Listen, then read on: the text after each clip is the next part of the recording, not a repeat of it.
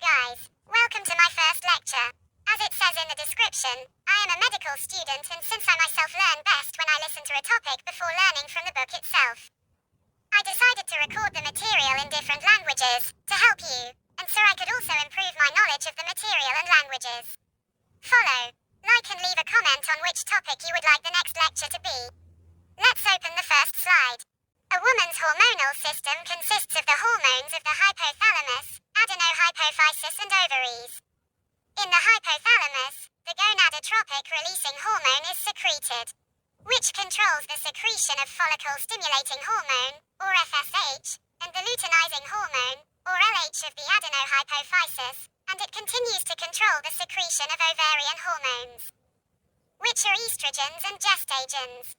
Gonadotropin-releasing hormone, FSH and LH are peptide hormones and act via transmembrane extracellular G protein receptors, while ovarian hormones, estrogen and gestagen, are steroid structures.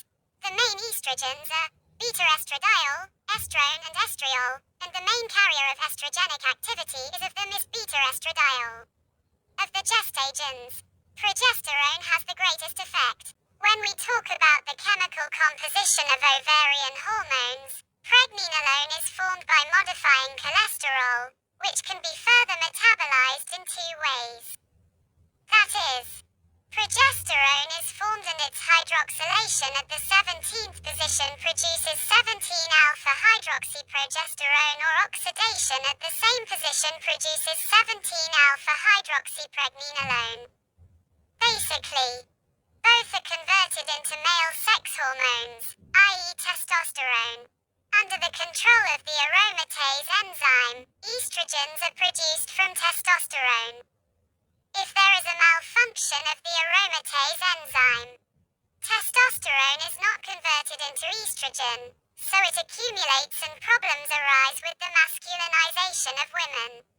All female hormones are secreted cyclically, which leads to cyclical changes. This one cycle lasts 28 days, and these cyclic changes under the influence of cyclic secretions are called the menstrual cycle.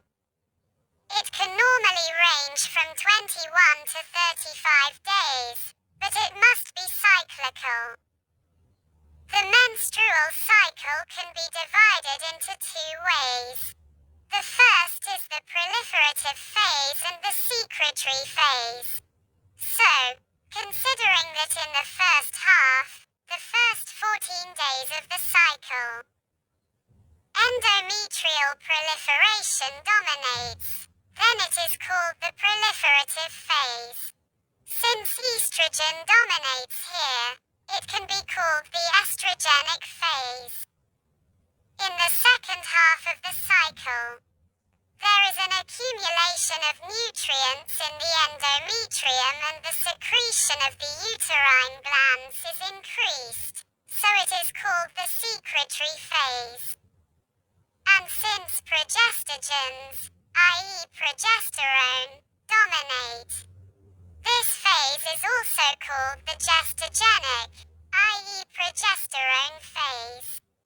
And another way of division is that since ovulation occurs during the transition from the proliferative to the secretory phase, that is, the release of the egg cell, then the menstrual cycle can be divided into pre-ovulatory, ovulatory and post-ovulatory phases of the menstrual cycle.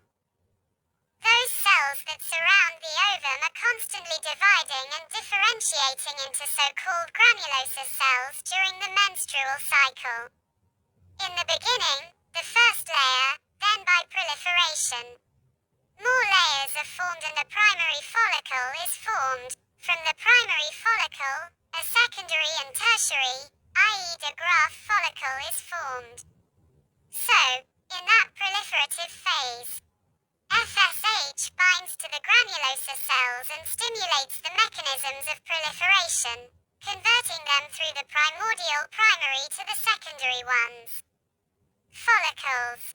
FSH binds to transmembrane receptors, which are G protein receptors, activate adenyl cyclase, and it activates cycloadenosine monophosphate, CAMP, and it aromatase enzyme, whereby estrogen is created from testosterone, which dominates in the first half of the menstrual cycle. In the picture, we can see how the level of estrogen is slowly increasing and the follicles are growing. Later, due to the accumulation of estrogen, the granulosa cells delaminate. They push the ovum to one end and a cavity is formed that increases day by day, and this cavity contains estrogens.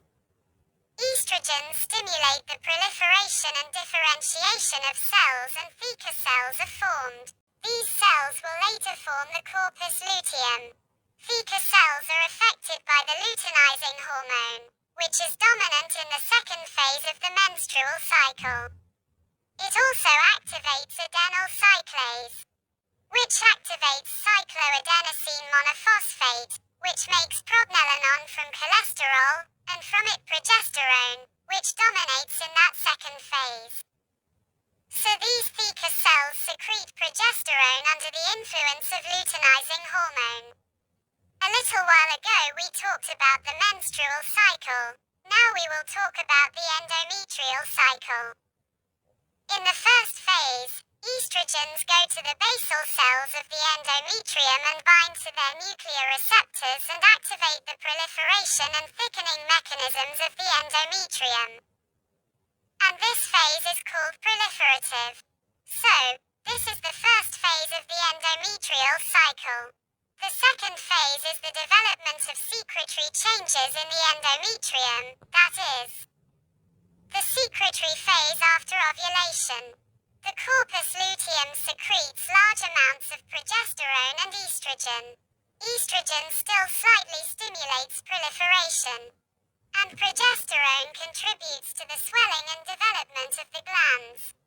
The purpose of these changes is the creation of the endometrium with the ability to provide good conditions for the implementation of the ovum with its nutrients after it has been fertilized. The third phase of the endometrial cycle is desquamation of the endometrium, or menstruation, if the egg is not fertilized. 2 days before the end of the cycle, the corpus luteum in the ovary degenerates, the secretion of estrogen and progesterone decreases and menstruation follows. During menstruation, 40 milliliters of blood and 35 milliliters of serous fluid are lost. During menstruation, the leukocytes that had a protective role in the endometrium are also lost. So far we have explained what the phases of the menstrual cycle are. We said that we have two, proliferative and secretory. We explained that we have 3 phases of the endometrial cycle, i.e., proliferative, development of secretory changes and menstruation.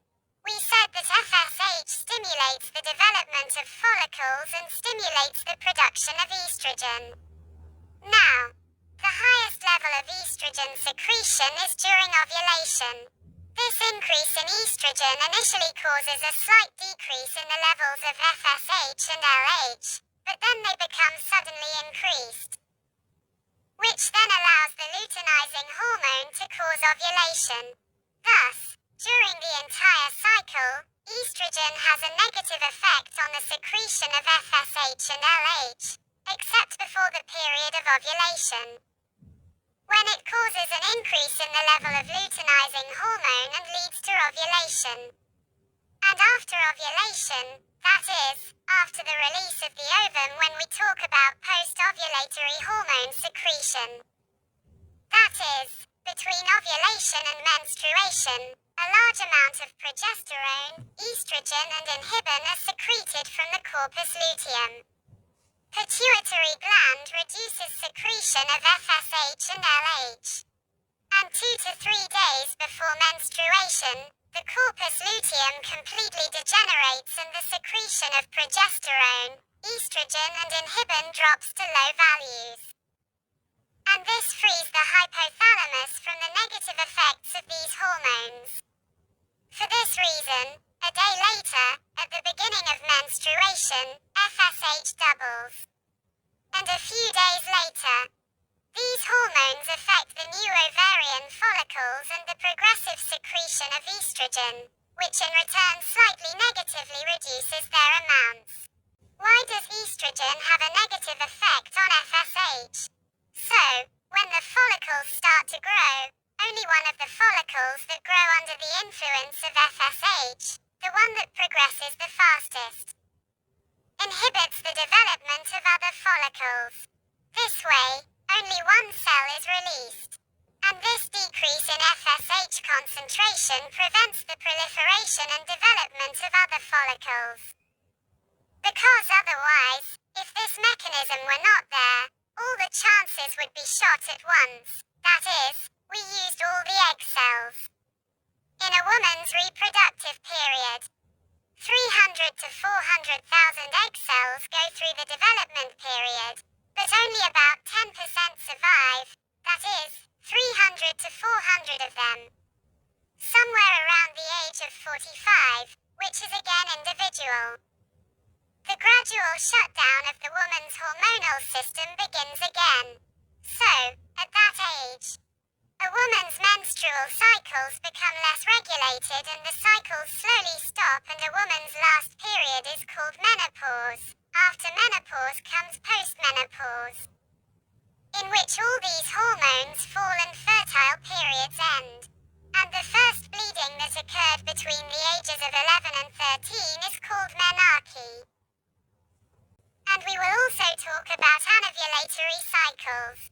Therefore, if before ovulation the level of luteinizing hormone is not high enough, ovulation does not occur, and this is an anovulatory cycle. The most common endocrinological disorder in women of fertile age is polycystic ovary syndrome. It is characterized by chronic anovulation, hyperandrogenism, and polycystic ovaries. It is associated with hyperlipidemia, insulin resistance, and type 2 diabetes. The diagnosis is based on the presence of two of the following three criteria. The first criterion is oligo or anovulation, which means that ovulation is rare or absent. Another is hyperandrogenism. Signs of hyperandrogenism are acne, hairiness, elevated androgen levels. And the third criterion is the polycystic appearance of the ovaries. The polycystic appearance of the ovaries alone is not sufficient for the diagnosis of this syndrome. Additional diagnosis of polycystic ovary syndrome includes the analysis of follicle-stimulating hormone, luteinizing androgen, 17-hydroxyprogesterone, and then dynamic hormone tests. It is TSH thyrostimulating hormone. Therefore, thyroid tests are done. Insulin and glucose ratio, insulin resistance test, glucose tolerance test, and body mass index are done. Insulin resistance is not a diagnostic criteria for polycystic ovary syndrome, but it is extremely important because elevated insulin contributes to increased androgens and metabolic diseases. Elevated androgens from the ovaries, adipose tissue, and adrenal glands increase insulin resistance, influence the imbalance of lipids in the blood, i.e. fat, causing hyperandrogenism, i.e. oily skin and hair, hairiness, hair loss, and belly fat. One of the frequent questions is whether weight loss can restore fertility in obese patients with polycystic ovary syndrome. So it is possible, but not always, that there are thin women with polycystic ovary syndrome. Weight loss can reduce insulin insensitivity, resulting in spontaneous or enhanced ovulation. Thank you for watching. I hope it was helpful to you. Follow, like, and leave a comment on which topic you would like the next lecture to be.